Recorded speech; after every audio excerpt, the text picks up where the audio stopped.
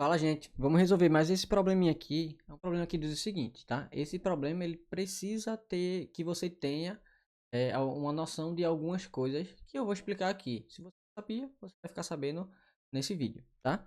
Então diz assim, ó. Um metalúrgico recebe uma encomenda para fabricar em grande quantidade uma peça com o formato de um prisma reto com base triangular, cujas dimensões da base são 6, 8 e 10 e cuja altura é 10 centímetros, tá? Então tem aqui, essa altura também é 10 centímetros. Tal peça deve ser vazada de tal maneira que a perfuração na forma de um cilindro circular reto seja tangente às suas faces laterais. Então esse ponto, este ponto e este são pontos de tangência, né? O que é um ponto de tangência? É o ponto onde a reta toca a circunferência, tá? Essa reta ela toca só nesse ponto, a circunferência. Então esse ponto é o que a gente chama de ponto de tangência. Aí continuando diz assim, conforme mostra a figura. Aí ele diz, o raio da perfuração da peça é igual a. Então, vamos lá. Quais alguns conceitos que a gente precisa saber aqui? Vamos lá explicar aqui. Dá para desenhar aqui. Eu tenho aqui uma circunferência, tá? E eu vou botar aqui uma reta que tangencia essa circunferência. Vou organizar ela aqui. Sempre, se eu tenho aqui o meu centro da circunferência, o raio da circunferência que toca nesse ponto que vai, né, do centro até o ponto de tangência, ele sempre faz 90 graus com essa reta, tá? Então aqui é o raio. Isso é a primeira coisa. Por que isso é a primeira coisa? Vamos supor aqui, ó, na nossa figura, nós temos aqui o centro dela. Essa reta aqui, ó, que vem até o ponto de tangência, e essa daqui, ela é igual a R, e aqui também é igual a R, né? Não são os raios? Aí, o que é que eu disse? Pelo que eu disse, aonde é que é 90 graus? Aqui vai ser 90 graus, ó. E aqui também vai ser 90 graus, tá? Aí a gente vai chegar em umas coisinhas bem interessantes, que é o seguinte. Nós temos os triângulos que eles são mais famosos, mais conhecidos. Um triângulo que é muito conhecido é o triângulo 3, 4, 5. É um triângulo retângulo. Então nós temos um triângulo que é muito conhecido, que é o triângulo 3, 4, 5. Aí lembra que nesse triângulo a gente pode multiplicar os lados, né, por algum valor constante. Por exemplo, eu posso multiplicar o lado aqui por 2. Se eu multiplicar um lado por 2, eu tenho que multiplicar todos os outros por 2 para que se mantenha a proporcionalidade. Então, ó, se eu multiplicar esse por 2, aqui eu tenho que multiplicar por 2 e aqui por 2. Se eu multiplico esses lados por 2, quanto é que eu vou ter? Aqui, em vez de 3, eu vou ter 6. Aqui vai dar 8.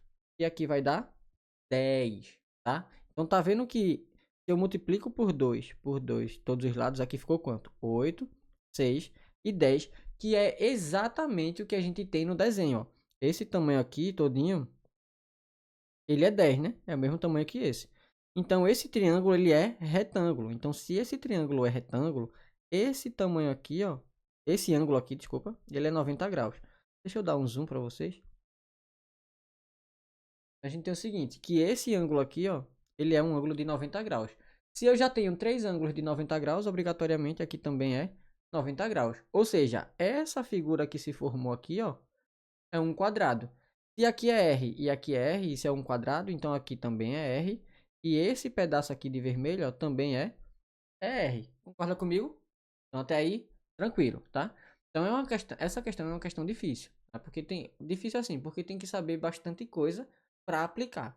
Qual é a primeira coisa, né, que a gente tem que saber? Que desse ponto, né, do centro até o ponto de tangência faz 90 graus. A outra coisa, que esse triângulo aqui, que ele não fala que é retângulo, a gente sabe que ele é retângulo por conta dos lados, tá? É o triângulo 3, 4, 5, só que os lados estão multiplicados por 2, então fica 6, 8 e 10. E a próxima coisa que a gente tem que saber é o seguinte. Vamos lá. Primeiro, se esse tamanho aqui, né, que eu estou marcando, se ele é R e ele todo aqui, isso aqui tudo é 6, este tamanho aqui vai ser quanto? Né? Deixa eu marcar até de outra cor, de roxo. Esse tamanho aqui vai ser 6 menos R, né? Esse tamanho aqui, ó, que eu vou marcar de verde, esse daqui. Concorda comigo que se aqui é R, tudo é 8, esse pedaço aqui vai ser 8 menos R. Concorda? E aí, tranquilo. Aí existe um teorema que a gente chama de teorema do bico, que é o seguinte: se a gente tem